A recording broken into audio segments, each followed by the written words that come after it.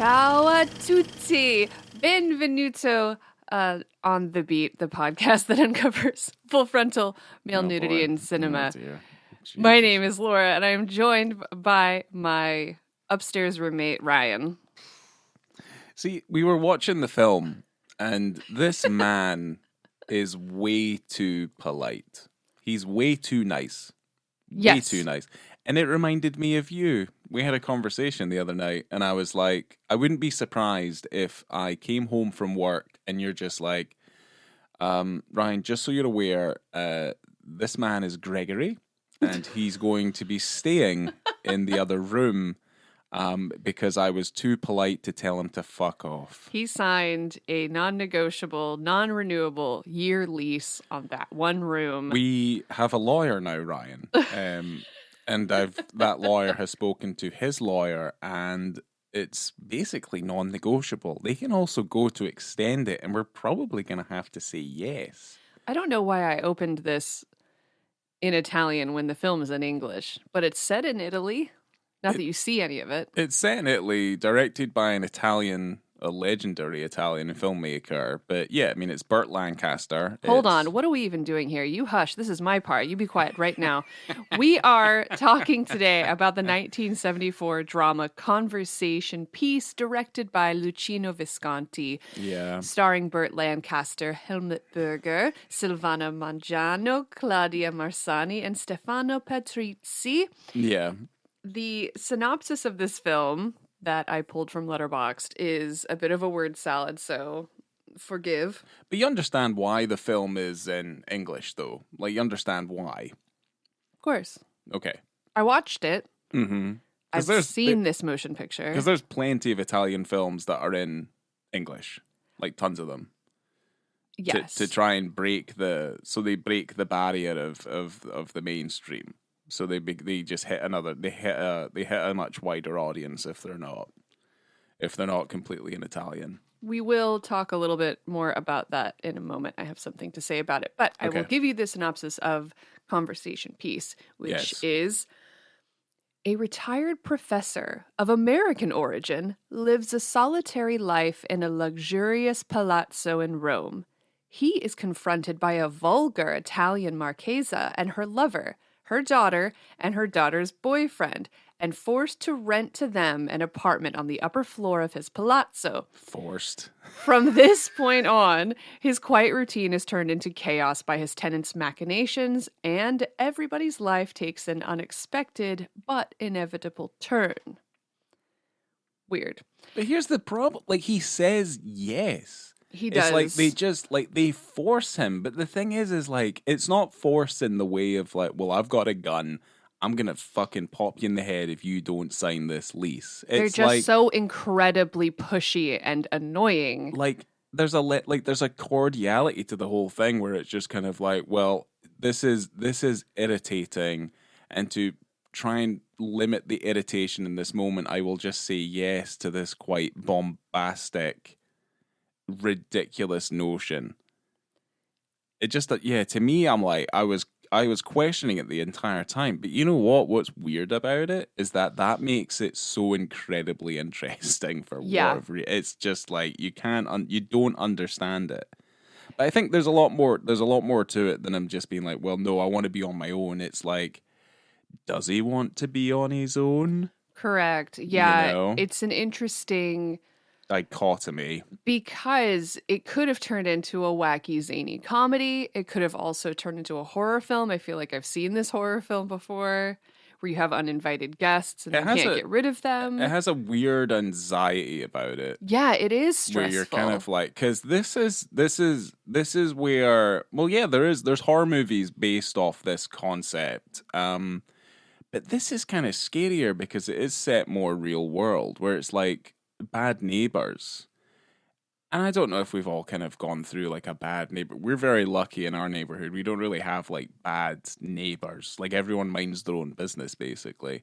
But like those people who like impose themselves onto your life for one way or another, or doing something, like it is genuinely nightmarish. Like, it's a day-to-day nightmare. Because you can't escape. They're especially in this situation, they are in his house. They're just upstairs. Yeah, in his second library. Yeah. Well, he has a lot of books. He does have a lot of books. And the thing is like the apartment that they look at is completely uninhabitable. Like, completely uninhabitable. But I mean, yeah, it just kind of gets worse and worse. The tagline of this film is "A tangled web of bizarre mystery." Okay. I don't know. Very. It's not really mysterious in any way whatsoever. Well, that's also incredibly vague. Like, that Exactly. could be, yeah, that could be like, hold on, just go into the tagline box that's like the vague taglines, and we'll just use one of those. Because it makes it almost look like an Agatha Christie mystery. If you look at the poster, the one that's on the chessboard.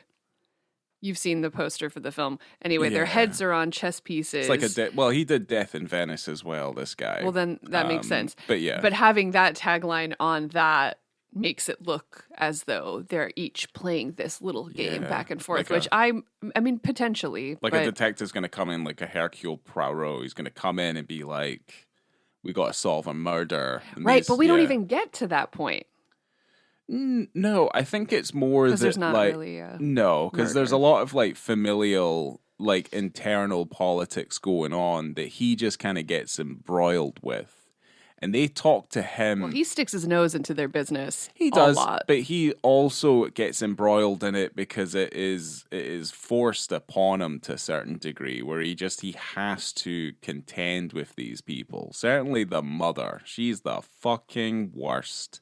The daughters. And the daughter, I'm just like, you just want to throttle her. Like, I would just chuck her off the fucking veranda. Like, I would just be like, no, we don't need this.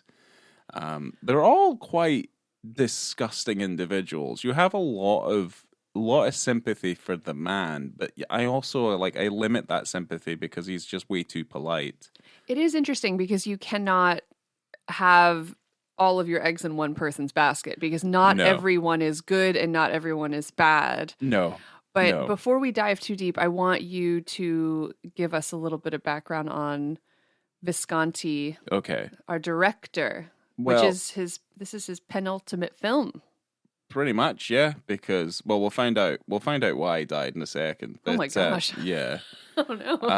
But this is probably one of our most notable directors that we've probably covered because I've spoke about his films on this podcast a fair amount. But this is Luchino Visconti. He's the Italian filmmaker, theatre and opera director, and he was also a screenwriter. He's one of the forefathers of Italian neorealism, along with Roberto Lossellini, who made Rome Open City, and Vittorio De Sica, who did The Bicycle Thieves, and obviously a host of others. I mean, Antonioni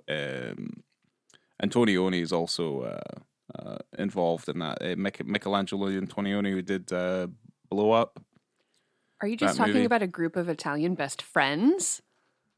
There's a lot of them. That's wonderful. But this was one of the seminal post-war cinema movements.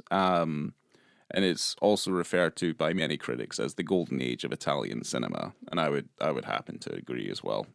We've got a lot of their films in the house. If you're at all interested in seeing, got quite a lot of Visconti's films in the house as well. I am interested. Thank you very much. They are interesting to watch. I would definitely watch Rome Open City again. That movie's pretty fucking good, and Bicycle Thieves is a classic. So Visconti, he joined the Italian Communist Party to combat the rise of Italian fascism.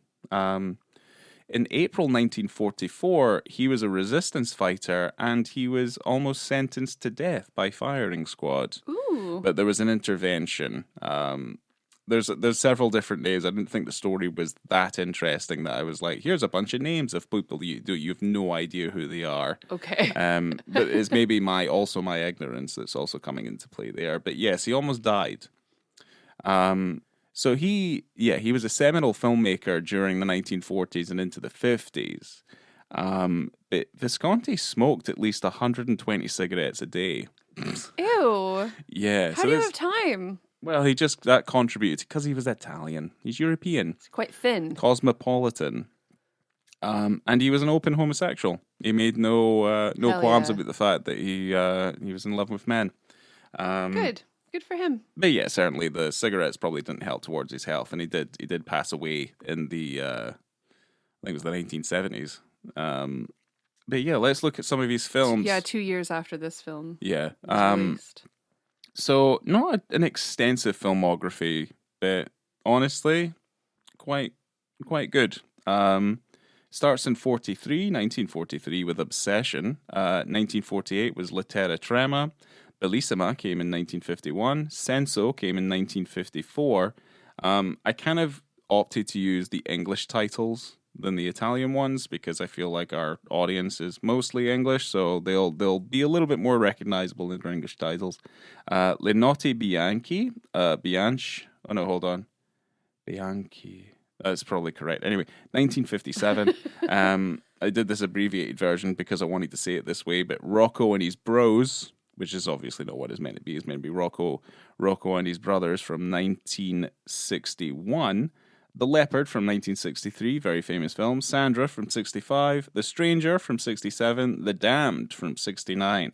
Death in Venice, another famous film by 1971. Ludwig from 1975. And then we have, 1973 for Ludwig. Conversation Piece from 1974. And then his final film was The Innocent in 1976. But yes, a very interesting, very seminal filmmaker that influenced countless other filmmakers over his time. If you look up photos of him online, he has a cigarette in every single one of them. And yes. I wanted to know if he was hot, and he's not hot. He's all right. Yeah, he's a pretty bristly Italian man, you know. They're those. I feel like I can smell him through these photos. People who, his nicotine fingers. Yeah. Well, here's the thing: they were built differently back then. Like, it's not like now. Like, these guys were like, they went to war and they did a whole bunch of fucked up stuff, and then they came back and they started making films. Well. So these are a very different breed of individual here. But like, I don't know, you pick out some of the handful of things there. Like, even Visconti's worst film is still a great film. You know what I mean? Like, it's one of those filmmakers. He's up there with, you know, Kurosawa, Ozu, obviously Roberto Rossellini, Billy Wilder, like a whole bunch of very classical filmmakers who made very huge strides in the very, very much like the golden age of movie making and talkies and stuff. So, wow, yeah. I mean, I can't wait to dive deep, see if there's any more penises hidden in his work. I doubt it. Wow. I doubt it very, very highly. Thought that was your stomach. A bike just went past in case it wasn't picked up on the mic. That's what we're reacting to. Well, you were saying the English titles of his films, and the Italian title of this film is Gruppo de Famiglia in un interno, which translates to family group in an interior. So it's a reference to a group portrait. Very like the literal. Ones, you know, pretty prevalent in the 18th century in Britain. And that type of painting where you just kind of have an informal group setting is a conversation piece. Yeah. And that's something that I feel like is kind of lost in this generation, is that doesn't really exist anymore. But it's very much a kind of upper class sort of sensibility. I mean, that's very much what that is. And this film's quite elegant. You know, everyone is pretty elegant, and especially the professor, the way he speaks and the way he conducts himself. Yeah, he does. The thing is like, he lives in a relatively bleak house. But I feel like it's bleak. In what way is his house bleak? It's a palazzo. It's got beautiful statues and paintings and books and furniture. Decadent. It's in comparison to what this place was like before, where it felt like it was full of energy and there was people in the house and there was a tone to the place that made you feel like it was welcoming and it wasn't so kind of, you know, dark and broody, which is what I feel like they're trying to make a comparison to here, is that he is, by virtue of the fact that he does not want to feel like he's going to get hurt or have to deal with anything ever again, is that that's why he is in solitude. He doesn't like to open the windows. He doesn't like to do this. He doesn't like to do that. Like, I feel like it's a very conscious decision on the parts of the filmmakers to kind of make that distinction. Because there's flashbacks in the film that give you little hints as to what his life was like before, because you don't know an awful lot about the man. You never even know his name. You never know his name. And he speaks about his past with, it's very melancholic in the way that he kind of speaks about it. But, there's a wife, there's some strife that we're seeing. And I mean, that's something I quite like about the film, is that we don't focus on that. It's like little flashes where he's obviously feeling some elements of guilt about the way that he dealt with the situation. And he's now just he's just buried in his work, But there's the thing I like about this film as well is that it has a very kind of classical plot line, and that something relatively quite innocuous is the thing that just snowballs into this much, much bigger thing. And really it just kind of falls on this painting about this man who's wanting to buy a painting, but then it's too expensive. And then it all centers around this painting, all the rest of the shenanigans that takes part. So, yeah, and that's something I kind of like. Is that that's just a sign of good writing, that it has this small little thing that then just kind of draws you into the story. And that's what I think this film's very, very interesting. I don't understand a lot of kind of his reasoning for it, like how polite he is and how many times he has to say no to these people and that they don't listen. It does get frustrating because as soon as the film starts, where you kind of get to see where this is going, he is saying no quite a bit. Oh, she walks in going, I know that the upstairs apartment is not for rent, but I just want to look at it. And he goes, I'm not bringing you upstairs because it's not for rent. And then it just goes going and going, where he gives a little. And then as soon as he gives a little, she realizes, like, I can manipulate this man. Yeah. And then she just manipulates and turns and turns and turns until she literally gets everything she wants. Doesn't he say that they're only allowed to renovate like one room? One of the bathrooms. And they completely redo the entire upstairs. Well, they tear down day one. They tear down walls and stuff. Well, the thing is, from day one, and that's like, again, like, it does a very good job. It's like masterful with like the way that it does this. But like, just like, what's the worst thing that could happen if you give people just that little bit of rope? And it's like the maids in the kitchen, and you can see the ceiling in the kitchen buckling and breaking, and I'd be like, oh my fucking Christ, what the fuck is going on? I would be, furious. He gets furious, but he doesn't, like, I don't know. It's so frustrating. And also, he's so incredibly reserved about everything. He goes upstairs when that whole thing is happening, when these people, after they've barged their way in, he goes up there to say something, and he gets threatened with a gun. Well, this is when he meets Conrad for the first time. Because we only ever heard about Conrad. So, like, when the family basically barrage themselves into his life, and they basically force him to give up the apartment, his, like, second library, to rent it out to them. They do have the understanding that, like, it's this man's going to be staying there. He'll be here. We'll also be here. The kids, they'll definitely be living here, but it'll be the kids and this man. And you're never really 100% sure who this man is. All you know is that you're hearing a lot of noise. You're hearing this, that, and the next thing. And the apartment is completely dark. And yes, he's basically threatened with a gun. When he first meets Conrad, he's like, you're lucky, I could have shot you. And it's like, well, this is my place. This is my house. So the film does a really good job of characterizing who these people are and what their intentions are, but then clouding it enough so you're just like, there is an element. That's where the mystery is, Laura. Because to be fair, you don't know what is the deal. What is the deal with these people? And by the end of the film, you're still not 100% sure what the deal is. You're kind of just like, Because it doesn't have, I guess, like, if this was a classical Hollywood film, there would be, like, the big reveal where it's like, well, we're trying to steal your paintings, or whatever it is. Like, we've implanted ourselves into your lives because they're going to leech off of you until you're no longer around. But that's not really what happens here. No. It's incredibly passive. And he's, like, accepting of it, even though, like, as an audience, we're like, this is making me incredibly uncomfortable, because you wouldn't feel that passive if it was true.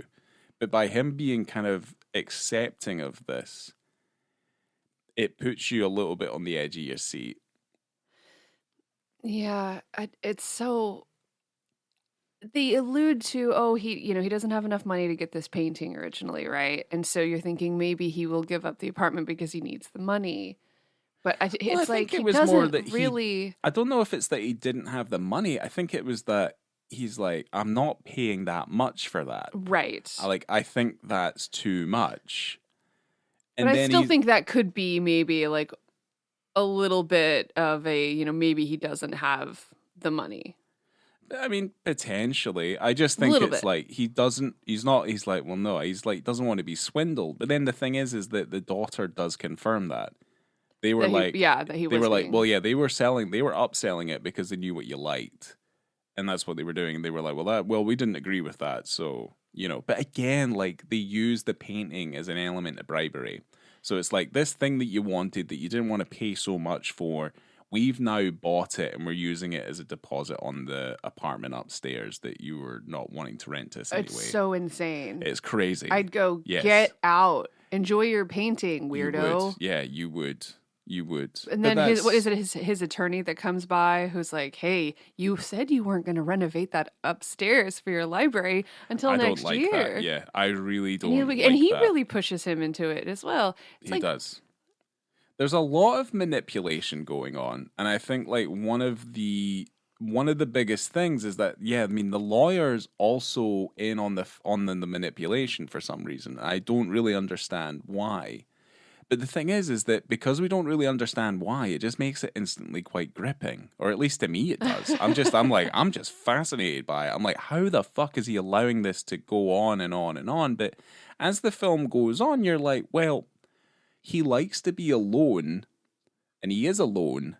He's maybe a little lonely. Right. So like, and a little injection into the monotony of like his life would actually not be that bad. I don't think he expected it to be this immersive. I guess, or like all encompassing. Like it takes up a large portion of his life. It seems as though he is just dealing with them most of the time. They're either being loud and he intervenes, or they're just showing up all the time. Yes. And it's kind of wild. And it just makes the film interesting.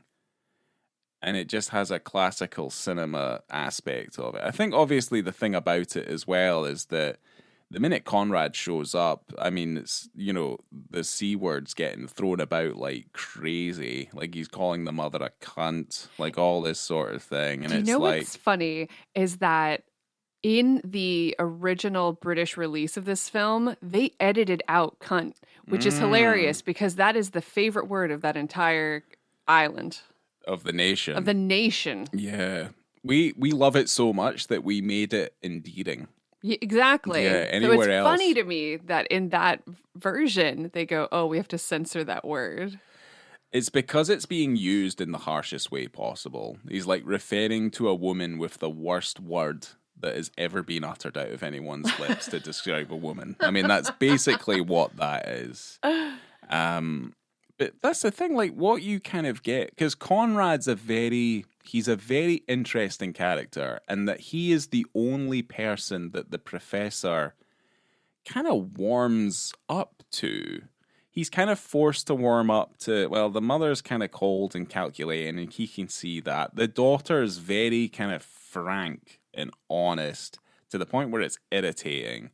And the boyfriend is kind of this annoying, mincy kind of overly intelligent young man who kind of, you know, does a lot of the apologizing for the most part. But when Conrad is there and he's talking and he's telling his stories and stuff, he is interesting. Like, he is interesting where it is. I mean, the way that they refer to Conrad, I mean, there's a line from the movies where it's like the population of Eastern Europe knows that he's a born whore.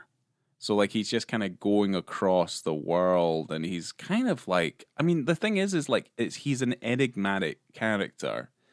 And there's certainly things that come out, because, you know, the wars in the past, he's you know, he was, you know, there's elements of politics being brought into the film, like people's origins, like, where did your riches come from, like, you know, all this sort of thing, which I think is, you know, it stems very closely to Visconti's own personal history as well. But at the same time, there's a cloud of mystery around Conrad, in that he's kind of jet setting across Europe. And then he comes back, and he's this woman's, like, toy boy, basically. He's the kept boy. So he's like, she pays for him to be around while he's, you know, satisfying her, so to speak. And it's kind of like, yeah, the minute that the professor and Conrad have those interactions, the film does get incredibly interesting, certainly because Conrad's life is in such upheaval. Like, when the two men, like, break into his apartment and beat the shit out of him, we never know who they are either. Oh, I thought it was the people that beat him up because he wasn't paying his debts, gambling debts. Yeah, I think that's what that is. But the thing is, you never find out who they are. Yeah, because he wants everything to be a secret. That's kind of the moment where you see this interesting kind of connection between the professor and Conrad. I don't necessarily want to say a kinship or anything, but like a familiarity and a weird type of respect. Yeah. You know, they still butt heads, but yeah, they're finding a common ground. I mean, you find out why much, much, much, much later. And it's like the throwest away line of throwaway lines that's ever been uttered in a film. Because the ending itself is this chaotic mess. But the thing is they have a kinship, and like one of the best moments in the film, in my opinion, is that Burt Lancaster just walks in. The professor just walks in on Conrad just having a shower, and there's no shower curtain, and he just stands there and just has the conversation with them. And it's he's almost completely in the nutty. It's almost like a taster for what he does later on, because you wouldn't expect it from him, but he obviously has these weird voyeuristic tendencies where he's observing all the time. He's constantly observing this family. He's observing Conrad, you know, and he stands in the bathroom door, just completely casual. So incredibly, like, more casual than people that have been in a relationship for 50 years, that have seen each other naked 1,000 times. Yeah. He's just standing there casually having a conversation with this man. Yeah. No shower curtain. And it's going to be really hard for us to get across.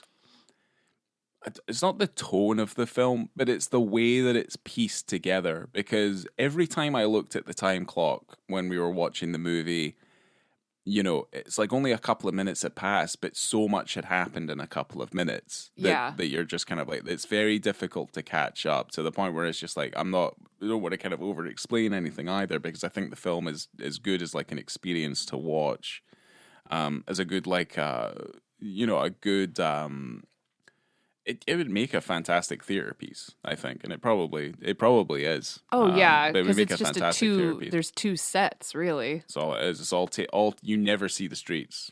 You never see the streets. It's all takes place in the apartment upstairs and the downstairs house. So that's it. You never leave the confines of that place. But that's the thing. Like, that's not even the penis scene. That's still to come. Not too long after that, though. But we can get into it. Yes, we probably should. It's an hour, 14 minutes, and about 55 seconds into the film. So the professor is in bed. Was he reading or was he sleeping? But he is roused at least by loud music upstairs. Well, which is always happening. Yeah, this is at the point of the movie, though, where we start to see flashbacks into the past. So we start to see how bright and colorful and energetic the house used to be. And then we start to see images and glimpses of, obviously, the marriage breaking down and conversations that are quite uncomfortable. And it's all seen in effectively his first person. So it's all him kind of remembering what happened then. So I think that's kind of important to put out there, is that the film is slowly beginning to turn a little bit, and it's getting a little bit darker by the time we get to this moment. Well, yeah. Well, he's always keen to run upstairs and find out what's going on. It doesn't matter what time of day or night. He's always interested in what's going on upstairs. Well, I think after what's happened, where almost the entirety of his ceiling has been caved in from whatever work they were doing, and then when he goes up there, they find that like supporting walls are now gone. I would be very curious as to whatever's going on in the apartment at any moment in time. So, well, he just invites himself in, opens the door, and walks into a cool little threesome, okay, with Conrad, the Countess of the Marchesa's daughter, and her boyfriend. They're in a kind of weird, like, marijuana tantric haze. Yeah, they are. Because they're kind of just floating around, arms out, music going, completely nude, kissing dark, each other. Kissing and rubbing. Nothing they're not engaging in any sort of actual sexual... No, there's no coitus taken. No coitus, intercourse, no... It's not that... genital touching. It's just like it's not that floaty, harsh. As if they were... Yeah, they're on drugs or something. Yeah, I mean, I think you said it, but the only light coming is from whatever happened when the professor opened the door. Yeah, they were basically like doing this in the dark. Yeah, it's like the light coming from the doorway. So they were completely in the dark this entire time, just waving around smoking in the dark, smoking. I'm assuming they're smoking weed. Probably. Because obviously the drug stuff comes up later on, and the kids are like, uh-oh. The professor's just standing in the door. He doesn't say a word. And he is watching them prance around naked. Pretty much. For a while. Pretty much. He's just standing there and watching them. So ultimately, I think they end up noticing him and are very cool about it. The daughter goes and does a speech to him in the nude. The first of, not the first, but one of many of her speeches that she gives to this relatively quite well-educated older man. What is the gist of that? She's a minor as well. We have to remember this. I will bring that up in just a second. But her speech is something about like enjoying your flesh while you have it and just, living life as it comes. Something like that, essentially, right? Well, she was kind of like...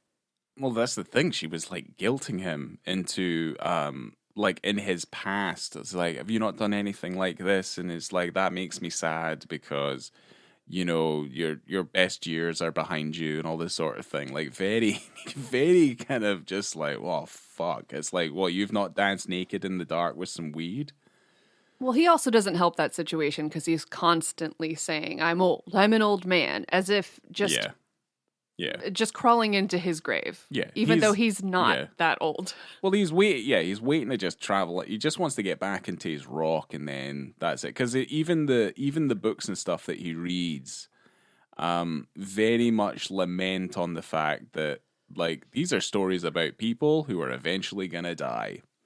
And it's like, this is the only interaction I have, and this is the briefest of interactions I have with the outside world, but I'm getting older. And I'm going to die. And my life was a dark mess. And this is how this is. And it's just like, well, this is my doing. So I will just deal with the consequences of that. I will just live with the guilt. I will mourn the loss of my my life as it is passing slowly. So Well, this is probably the moment of the most stark dichotomy between the groups of people that we have, especially the young folk and the professor, who is staring down the barrel of death, even though he's not really, but he feels as though he is. He's had a life, he's lived his life, and maybe he's not as satisfied as he thought that he was when looking through the lens of these young characters who have bombarded him. Well, I think the issue is that he's willing it. You know what I mean? Like, willing death. He's willing death. So he's inevitably shortening his life because he's just like willing it to just consume him, basically. He just feels like it's time to wind down. Pretty much. It's his time. Even though it's time is over. Necessary. Well, it's like you have to then, you're questioning is like, well, what does he have? What is he living for? He's living for his work. And that's all that is taking place in his life. And he is wandering the halls of a house that used to be occupied by the people that loved him. And he's now being bombarded by this family who are injecting at least, and you see this, there's comparisons between what happened to him in the past and what's happening now, where they come into his life and they inject just a little bit of the same energy that he was used to. Yeah, it's giving him life. Yes. In a way, even though it's really frustrating, these people being around. Which is why I think he is also like, well, I'll just deal with it because I can. And it's like, okay. So we're still in this penis scene where you've got the dichotomy of generations, and he's there in his robe. Everyone's still nude. And I think everyone just kind of becomes more, I don't know, maybe they're coming back to reality, becoming less aroused. Yes. And they just start casually getting dressed, putting their clothes on. But I did want to point out that the daughter in this film, played by Claudia Marsani, was 15 years old when she auditioned for this film. Oh dear.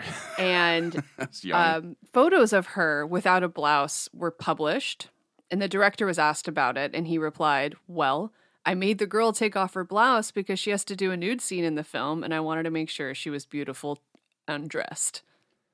Okay. That's just a very matter of fact, well, if she's going to be nude in the movie, I got to make sure she looks good. Yeah. 15 years old. And you don't really see her. You don't see her nips or anything. You do. Oh, do you? Yeah. I wasn't looking. Well, she was when they're all getting dressed, you can see everything that's going on.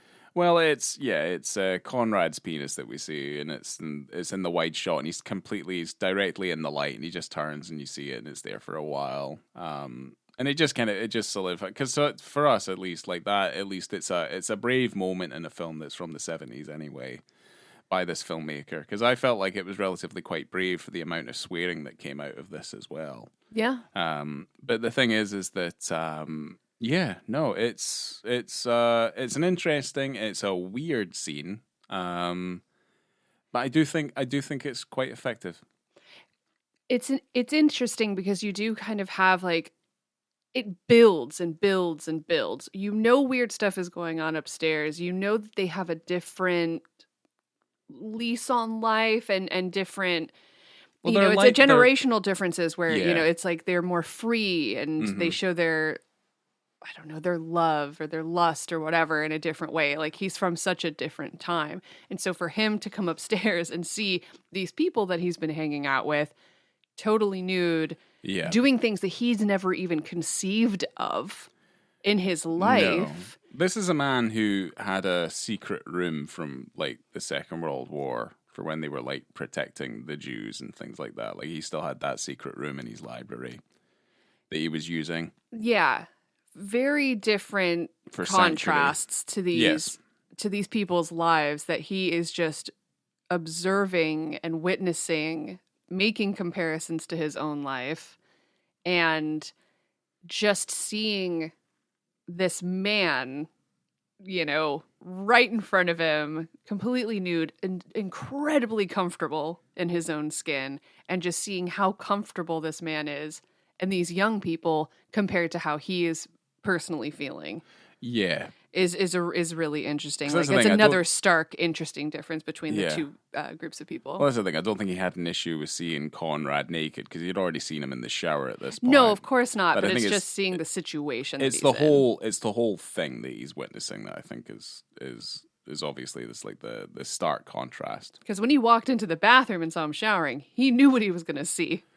Yeah, but when he walked upstairs at this moment, showering, no idea. No, and it's an odd moment, but I mean it's definitely interesting. Yes, but like from here, I mean there's elements of criminality come into Conrad's life. There's the mention of drugs. You see how garish they've made the apartment upstairs. It's very 70s Italian. Looks awful. It does look terrible. Looks fucking awful. But like, yeah, the film, like, because he's, Conrad, there's the issue there, and it's like it's insinuated, like, these, it's like hearsay and gossip and the police come and all this sort of thing, but there's the intimation that Conrad is the professor's son. No, I think isn't it? No, it's not necessarily like that, because the daughter was saying, "Oh, if I could and I got pregnant, I would have this baby and give it to you, Professor." He goes, "No, I need someone older." Like, he wants someone to mentor and someone to help grow and give his Conrad, knowledge right? Onto somebody else, okay. Right? Like a son. And so she goes, "You should adopt Conrad then." And that was just the whole joke. So, like, from that probably drug-infused moment, she was like, "Conrad's your kid now. That's your son." Right, but I thought that was what that's what the letter said that Conrad sent. Yeah, he said your son, but I think that was just all part of the in-joke. Oh, okay. Or maybe he looked upon him as someone that he would have appreciated to have as a father, because obviously his life... That makes more sense, because I felt like they were really top-loading it at the end. No, I don't think so. Like, what the fuck? I think he was just playing along with the whole thing. And maybe he appreciated how he was treated by the professor, because the professor did, despite all of the bullshit, take care of him and did care. Well, yeah, I think, the boyfriend also says, "No children, no fuss," which is something I would probably get tattooed on my chest. But yeah, I mean... Well, they also have that big group dinner, and the daughter doesn't stop talking, but she says, "Oh, we're a family. I've just made us all a family. We're a family now. Family forever." So she's our little Vin Diesel, making sure everyone is getting along. Yeah, just forced himself into this man's life who has really every turn over the latter part of this film tried to just get rid of them. And he's tried his best, but he keeps on inviting them to dinner. He's way too polite. He's just too polite. That's the problem. He's just way too polite. Yes, he is. But it's okay, because the cooker explodes and that's the end. That is kind of insane. Yeah, leave that for everyone to discover on their own, because it is really unexpected. Yeah, kind of. The end is quite unexpected, but he didn't kill himself. They murdered him with their chat and their ideas. They didn't with their right-wing ideologies. They didn't understand him. Yeah. His hand was in the stove and everything. I don't even know how that happened. It's probably because he had the match, so he lit so it crawled in there. Turned the gas on, and then he put the match in there, probably as if you were gonna light the pilot light or something. Okay. Because that's what you do with those old cookers. So there you go. Wow. And it just exploded. He might have just been trying to make himself a cheese toasty. We don't know. That's true. We really don't know. Whoops, the doodles. Yeah, that's what happens. But yeah. I have a couple of things I wanted to bring up. We just kind of started talking about the film, so I'm going to go back and tell you some of the things I learned.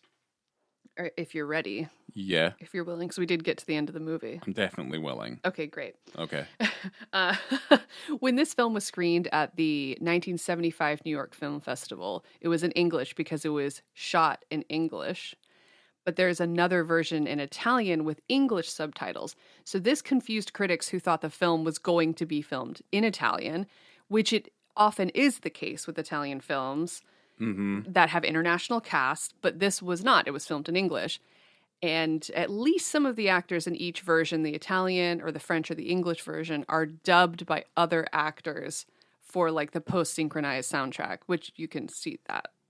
Of course, there's dubbing going on. That's not, the overdubbing of these things. I mean, if you watch any Giallo films that have absolutely. like a mixture of Italian actors with obviously English-speaking actors. Because you can see at least the daughter and the boyfriend are dubbed pretty hard. Oh yeah, definitely. But like, I mean, it's fine. But I mean, it's something that you're used to after watching several of these films and stuff. It's just that's just the way it is. But apparently, it was just confusing because for the critics, they didn't know. They thought that the film would have been better if it was in Italian because they thought that they were watching like the wrong version.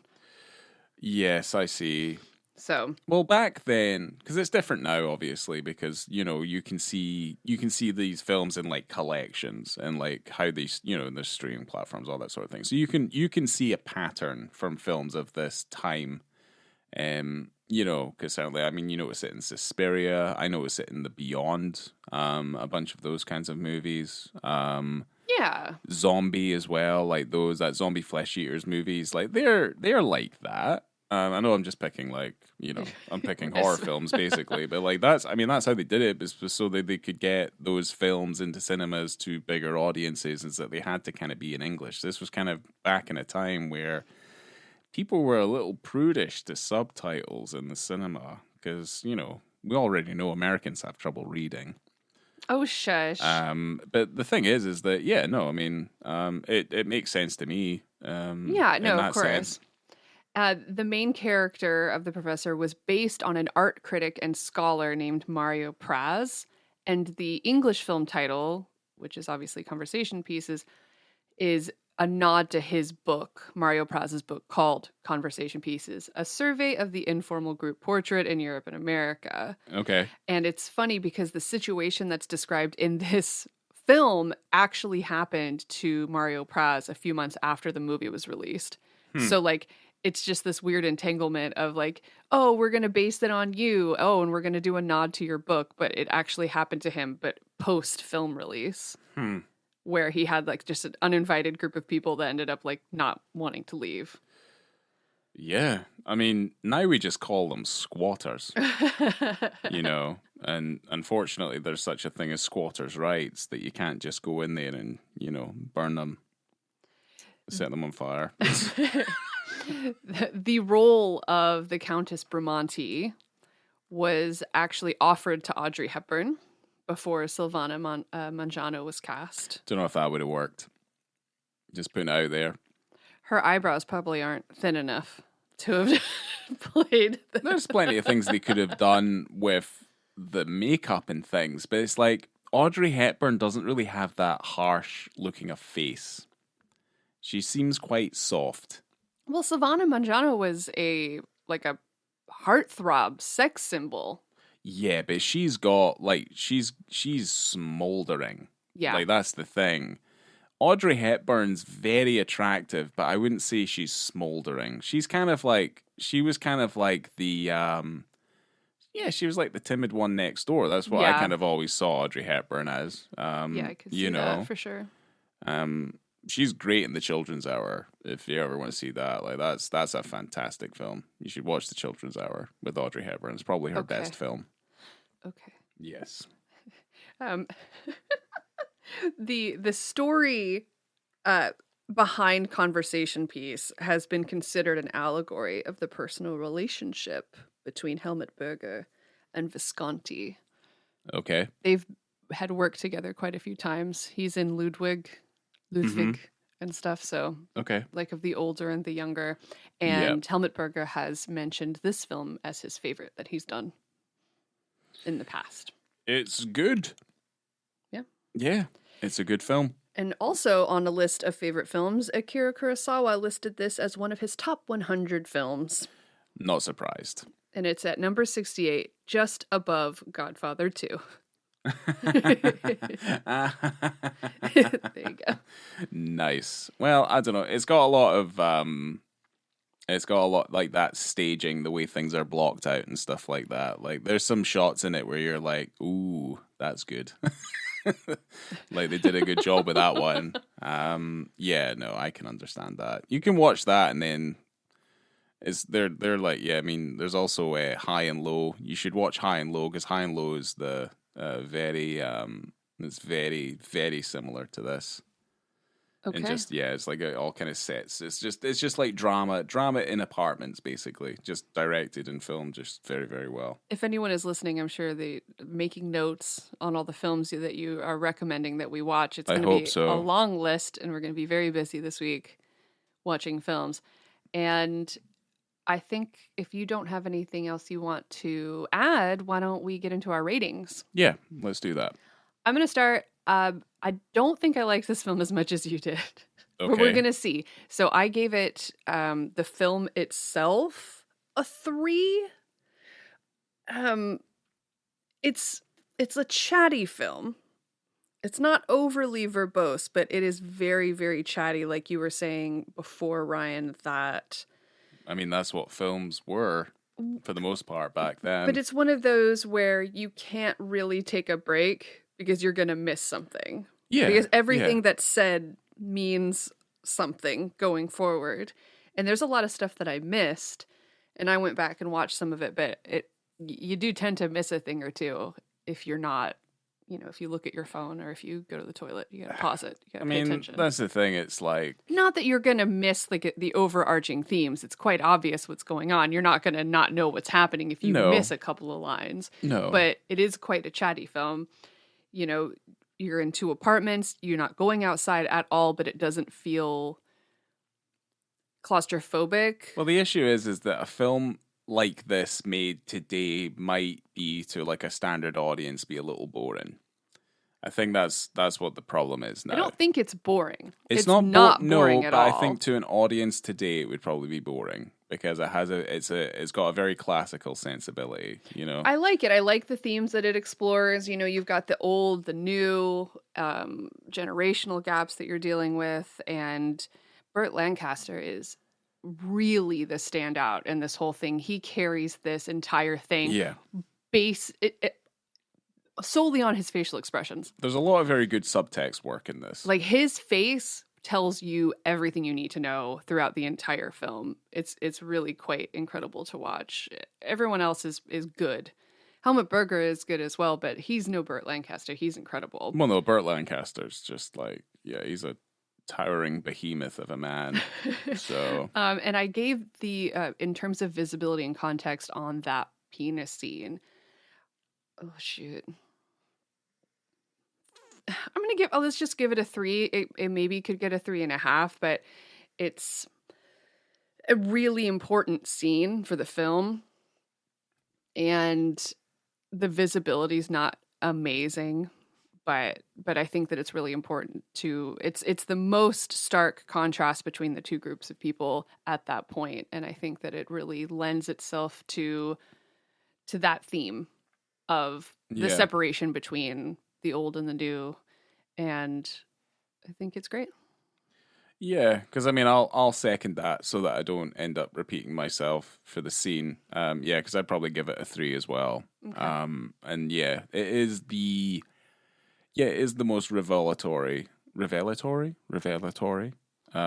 get what you mean. Scene. That kind of that really kind of dives a little bit more into the relationship between these two I guess the family and the professor and stuff. But like you say, like 3, the visibility is not great, and it's kind of I wouldn't say it's brief, but it's like it kind of has to happen in order for us to, well, for one, for us to talk about it, but second of all, it kind of has to happen because it would feel a little cheap if it didn't, because it has to really hit it home that there's a real contrast, there's a dichotomy, there's a conflict there, which I think it needs to be there. Do you know what else I like about that scene? And I'm sorry that I'm jumping in here, but I also like the fact that the daughter, like the young girl, invites him in. It's not as though he's always on the outside of this room looking in. They invite him into the situation while they're still naked and while they're still in this state. It's like come in and let us kind of explain where we're at, see where you're at, and see if we have some common ground as well. So they invite him into that, and I like that a lot. Because I feel like, and this will kind of jump into my like everything that happens in the film is shrouded with like a mist of being hospitable, and it's kind of like they have different varying ranges of being polite and hospitable, like on both sides, which again I think you kind of see the contrast and stuff there. But like I don't know, I think it's pretty obvious to me. I think the film's great. I gave it 4 stars. I don't expect myself to watch it again. But the thing is that every time we watch one of these films, it reminds me of how much I love older films and how much better I feel they are than modern films are now. Just because there's a better understanding of the craft.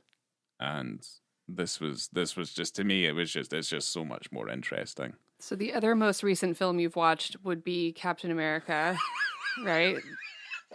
What is it? What is the Brave New World? Brave New World. Okay, so Ryan, these are the most 2 recent films you've seen. Captain America, Brave New World versus Conversation Piece. All right, which one's going to win the fight?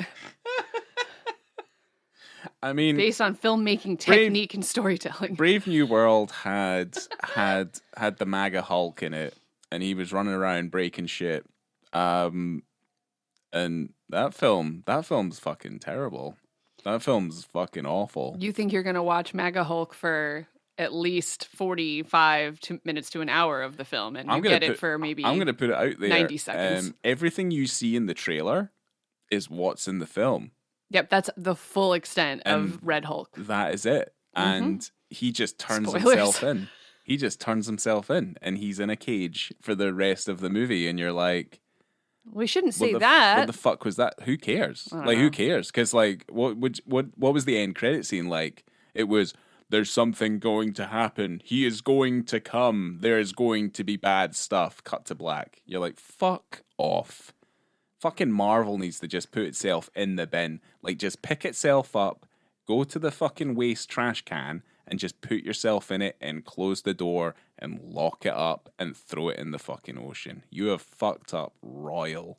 So, everything is shite. Like the professor, we will close the door on this episode. We will. Of Conversation Piece. Mm-hmm. And what if the professor turned into Red Hulk, like at the end of this? Like he just opens his eyes and they're red and you go, oh, and then cut to black. And he like really hams up the fact that like he's dealing with like a lot of angst and pain, like Harrison Ford did in the movie. Because every time you wanted to... It's like, oh my God, and he's like gripping at his head. You want to renovate my upstairs apartment? Here, smash, Hulk smash. He's like, Urgh! And then, just stuff like that. Okay. Like really ham it up, you know what I mean? Like really Lou Ferrigno that shit. Just get it done. Well, I'm still going to close the door on this Conversation Piece, and remember to find us on Letterboxd, find us on Instagram. That's what we should do from now on, is we should do a Ryan, compare your latest with your greatest. I can do that. Yeah, that was maybe that's the only time that's ever going to be compared, is when we do Captain America Brave New World and fucking Luchino Visconti's Conversation Piece in the same conversation. That was amazing. Coming to you from an unhulked out Roman Palazzo, I have been Laura. They're killing me, said the bird. Said the bird.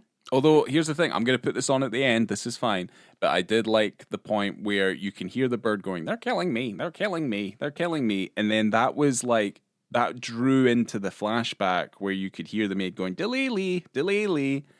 And then I was like, you know what? I really fucking like that. I think that's really fucking good.